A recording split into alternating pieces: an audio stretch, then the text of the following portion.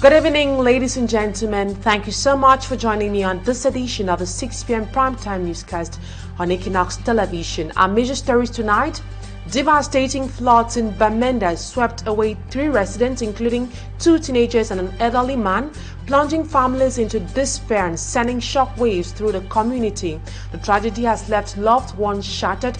Only 2 bodies have so far been recovered in that incident. And we stay in the northwest region, where Bamenda's roads have been a nightmare for years. But Prime Minister Chief Joseph John Gutte's latest initiative might just be a wake-up call that the city needs. With a multi-billion francs rehabilitation project on the way, residents are hopeful for change but skeptical about the project's potential impact on their daily lives. Will this facelift be enough to ease the suffering of the Bamenda residents? Let's find out in this edition of the 6 p.m. primetime newscast.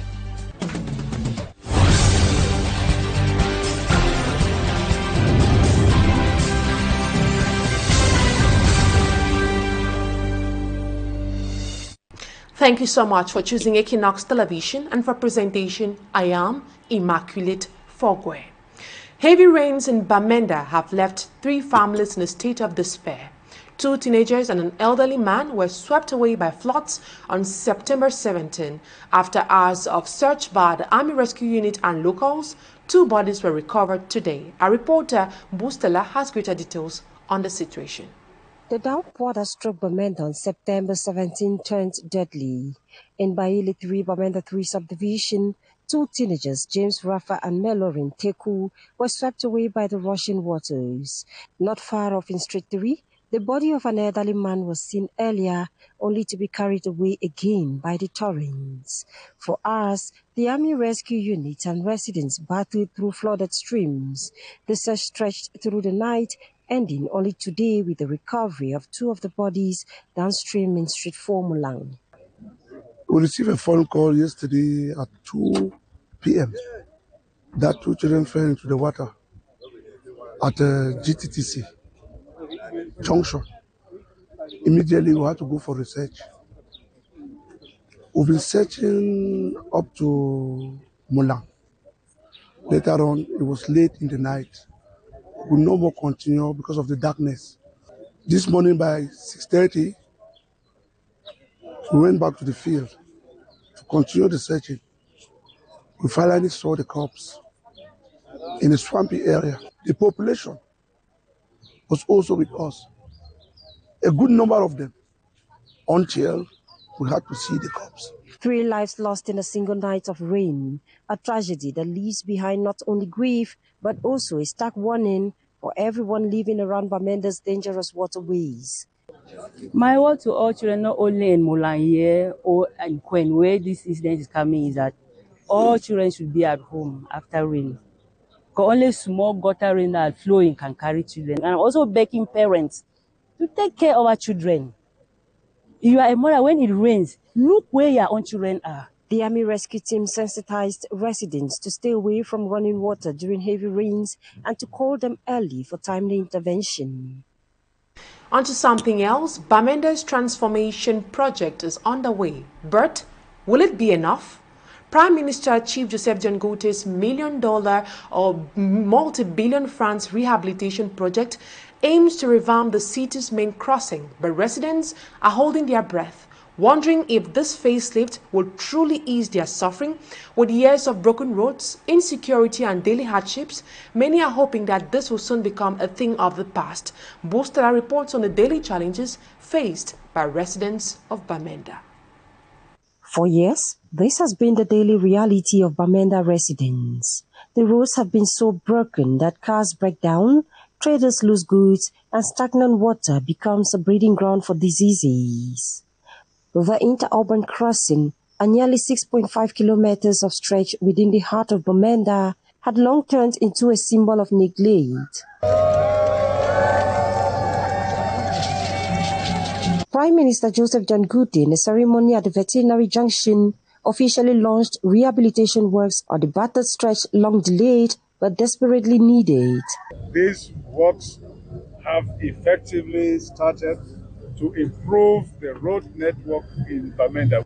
So the population should feel responsible towards not only those who are going to do the work, not only the administrators who are going to be supervising the work, but also when the works are completed to make sure that these works roads are kept in good order, safe. It is The 26,724,000,000 francs CFA project will transform the crossing into a modern boulevard, widening the road from 17 to 30 meters, with city officials assuring that it can last for 25 years. These projects will transform Bamenda, addressing decades of infrastructural neglect. Our roads will be rebuilt with proper drainage, stone pitching, retaining walls to prevent erosion. This investment will improve mobility, commerce, and daily life for the residents. The challenges still persist. In Bamenda, streets remain dangerously dark at night with limited public lighting, raising security concerns. For a city long crippled by potholes and despair, the rehabilitation of Bamenda's interurban crossing is more than a facelift. It is a lifeline, but whether this new boulevard would translate into real relief for traders, commuters and families still navigating daily hardship remains a question only time can answer. Northwest Chief Correspondent Stella reporting there. Now we leave the Northwest region to the Lithra region, where the Union of Cameroonian Enterprises, GCAM, has addressed a letter to the Minister of Public Works expressing grievances of the business community being strangulated by persistent traffic jam in the economic capital city, Douala. Listing some economic impacts this should surely have on economic operators, GCAM President Celestine Tawamba implores the minister to take measures to trash out the phenomenon. Innocent Aze has more. Looking at images of the previous weeks, users of the Bikoko Rompoint Daido stretch of roads will not easily forget the nightmare they faced on Saturday, September 13th, 2025. Bike riders and drivers in particular spent several hours on the same spot due to an intense traffic jam. Passengers traveling to the southwest, northwest and west regions go about their daily transactions when furious. These bitter reactions from the commuters triggered the Union of Cameroonian Enterprises, GCAM, to address a letter to the Minister of Public Works. In the letter, GCAM expresses the grievances of the business community and calls for an urgent and coordinated response. The business organization qualifies the situation of passengers who descended from buses and trekked long distances with luggage on their heads as a replica of the situation in Rwanda, where the civilian population escaped from genocide in 1994. GCAM notes and deplores the event lived on Saturday, September 13, 2025, which is gradually becoming a new normal. It highlights a persistent disorder and the flagrant absence of coordination among the concerned stakeholders. GCAM President Celestine Tawamba writes that what is experienced in Bonaberi and other roads in the city of Douala reveals the collapse of social stability. Having taken into account the consequences caused by the traffic jam, notably the slowing down of economic activities, increased transportation fare, and others, GCAM firmly calls on all the stakeholders, including local authorities, forces of law and order, road construction companies or contractors, to put their hands on deck in a bid to put a definite end to the traffic jam syndrome. And now we talk politics, while voices and calls multiply for the opposition to have a consensus candidate against the ruling CPDM party ahead of the October 12, 2025 presidential election. Cabral Libi of the PCRN party says his candidacy and program is already a consensus. Speaking on the foreign media organ, Cabral Libi presents himself as the only candidate capable of winning all over Cameroon against the CPDM party. Fomi Armstrong Sanda has more. Cabral Libi says he has a consensus manifesto political program that meets the aspiration of the Cameroonian people from across the sociological board. Speaking on the French overseas radio RFI, the PCRN party's presidential flag bearer says his first move in power will be to recover the 11.7 billion francs CFA Glencoe corruption funds for the effective development of Cameroon. With these funds available, he plans to share some 2 billion francs CFA each to the 361 councils in Cameroon to kickstart massive developments in some key sectors, notably road infrastructure, hospitals or healthcare, education, and technology. In terms of governance, Cabral Libi says he will institute a full-scale federalism where the current 10 regions of Cameroon will be dissolved and the 58 divisions that fused to form some solid and sustainable 25 regions for Cameroon. He argues that Cameroon, being African miniature, consists of an amalgamation of different nations with unique sociological, geographical and anthropological characteristics which can only be effectively managed with a federal form of government. To him, this will provide a lasting solution to the Anglophone crisis, ending the Francophone and Anglophone concept in Cameroon. Cabral Libi plans to equip and modernize the Cameroonian army to be able to face contemporary challenges. Revealing that his team has been able to detect over 2 million reserve fake voters, he says winning the CPTM on the 12th of October will be the personal commitment of voting and follow-up from every Cameroonian beyond an opposition coalition. He says ready for a consensus, but fails to say what exactly is being concretely done at this level to see it materialized. He wants others to join first before he can follow up, claiming that his candidacy and program alone is already a consensus with the Cameroonian people. And while Cabral Libi is acting as a candidate who can stand alone and win elections, we have civil society actors on their part who continue expressing the need for the opposition political parties to get a consensus candidate for the upcoming election. Our reporter Annabella spoke with some Cameroonians in Douala and compiled their thoughts in this report. In this pre-electoral period in Cameroon, most Cameroonians say they are advocates for change. To have a common candidate would be a lofty idea. That is the only way we can take the country forward. The people insist they no longer want a system which has been in place for 43 years and now seems dysfunctional. We met with Barrister Nkweke in the store in Bonanjo, Douala. If we had a different candidate, it would be better, because we need change. Change, even if we are not changing the system, we should change the face. We have seen the same people for too long, and it is boring. Okay, we just need change. Let the new person come. The person might be the worst, but let there be change. He, just like other Cameroonians, are of the opinion that having a consensual candidate is a great option with other parameters taken into consideration. It's possibility to come together, but it is not realistic because so many people think they can do it themselves, and that is where we have a problem.